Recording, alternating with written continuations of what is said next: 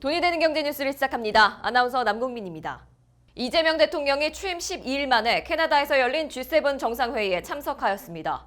이재명 대통령은 이틀간 총 9차례에 걸쳐 외국 정상들과의 연쇄회담을 진행하며 국익 중심 실용 외교를 국제사회에 본격적으로 선보였습니다. 대통령실은 조만간 한미회담에 대해서도 일정 조율 중이라고 하였습니다. 팬데믹 이후 서울과 지방 간 집값 격차가 더 벌어졌습니다. 한국은행은 이를 심각한 양극화 현상이라며 젊은 층의 수도권 집중을 줄이지 않는 한 주거 양극화는 지속될 수밖에 없다고 강조하며 구조개혁의 필요성을 강조했습니다. 최근 위조 지폐 범죄가 10대 청소년 등 젊은 층으로 확산되고 있습니다.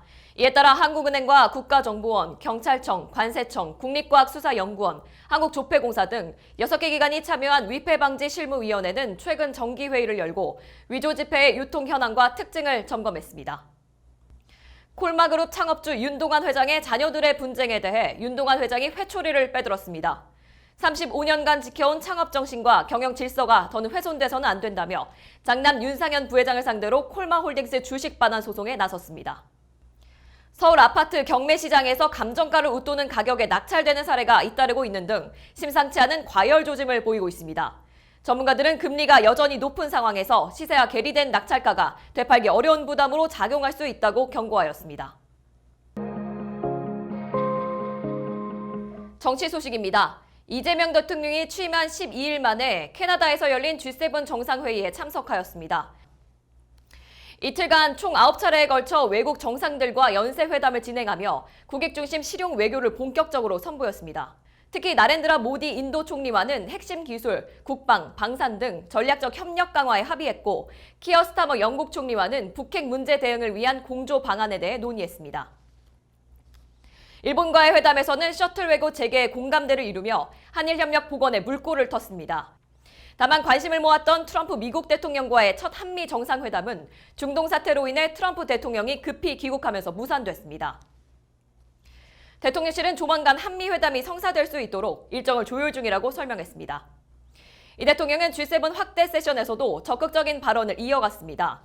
이 대통령은 에너지 안보와 핵심 광물 공급망 안정화의 중요성을 강조하며 저전력 AI 반도체 개발과 글로벌 인공지능 생태계 구축을 위한 민간 협력 확대를 제안했습니다. 이번 순방을 통해 이 대통령은 브라질로부터 유엔기후 변화협약 당사국 총회 초청을 받았고 멕시코 대통령에게는 올해 경주에서 열리는 에이펙 정상회담 참석을 요청했습니다.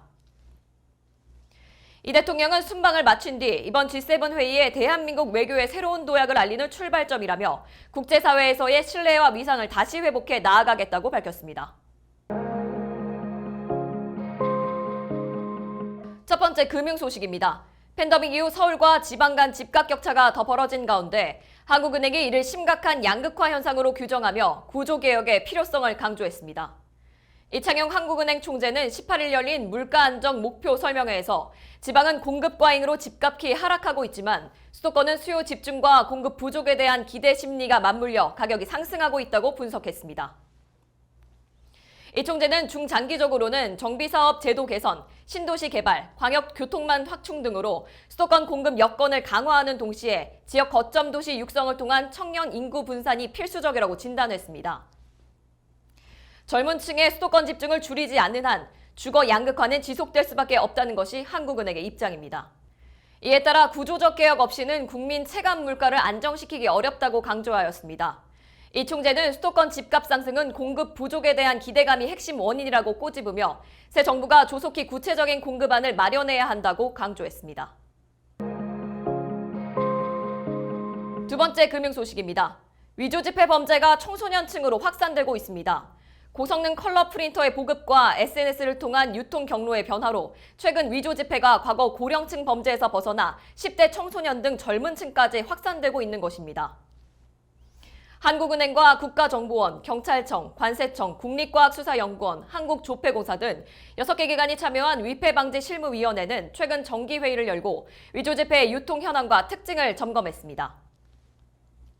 실무위원회에 따르면 최근 위조지폐 발견 건수는 줄고 있지만 유통 방식은 점점 더 교묘해지고 있습니다.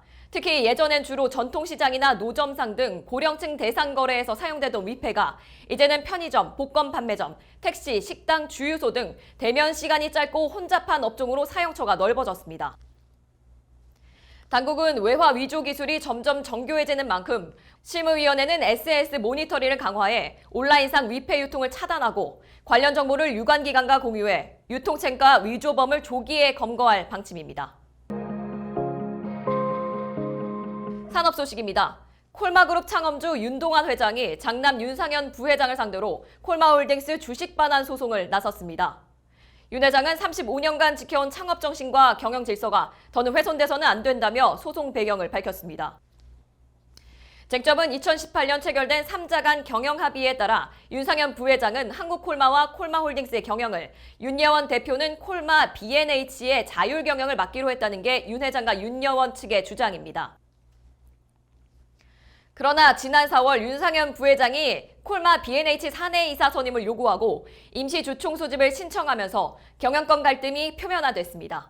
윤 회장은 이를 합의 파기이자 경영 질서의 파괴라고 판단했고 법적 조치로 이어진 것입니다. 한편 이러한 분쟁 속에 콜마홀딩스의 주가는 급등하였습니다. 윤 회장이 직접 경영권 분쟁에 개입하면서 시장은 경영권 재편 가능성에 주목했고 투자 심리가 자극됐습니다. 부동산 소식입니다. 서울 아파트 경매 시장이 심상치 않은 과열 조짐을 보이고 있습니다. 이달 들어 감정가로 웃도는 가격에 낙찰되는 사례가 잇따르는 매각 가율, 즉 감정가 대비 낙찰가 비율이 100%를 넘는 물건이 급증하고 있습니다. 이러한 현상은 정부가 최근 토지거래 허가 구역을 확대 지정한 가운데 경매를 통한 매입이 규제 회피 수단으로 주목받고 있기 때문으로 분석되고 있습니다. 시장 전문가들은 금리가 여전히 높은 상황에서 시세와 괴리된 낙찰가가 되팔기 어려운 부담으로 작용할 수 있다고 경고하며 투자자들의 신중한 접근을 당부하였습니다. 이상으로 돈이 되는 경제 뉴스를 마칩니다. 다음 주에 뵙겠습니다. 여러분의 구독과 좋아요는 방송을 만드는 데 큰 힘이 됩니다. 많은 성원 부탁드립니다.